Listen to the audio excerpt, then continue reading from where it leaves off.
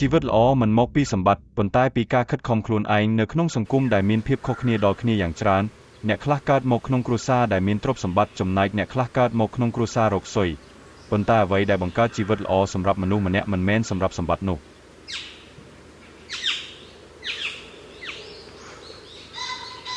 ប៉ុន្តែសម្រាប់ការខិតខំនិងចិត្តឧស្សាហ៍កុមារត្រូវបានបង្រៀនឲ្យយល់ថា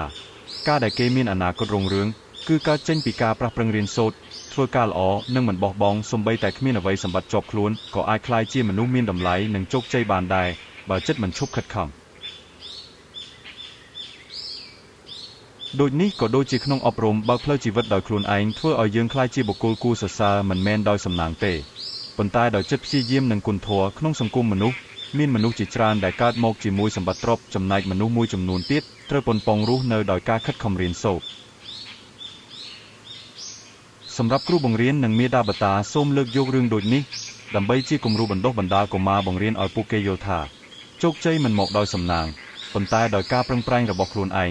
នេះជាមូលដ្ឋានដ៏រឹងមាំសម្រាប់សង្គមរបស់យើងនាពេលអនាគតសូមអរគុណបងប្អូនបើពេញចិត្តរឿងនិទានបែបកុមារនិងអប់រំសូមជួយចុចសញ្ញាកណ្ដឹងនិង like ម្នាក់មួយមុខសូមអរគុណ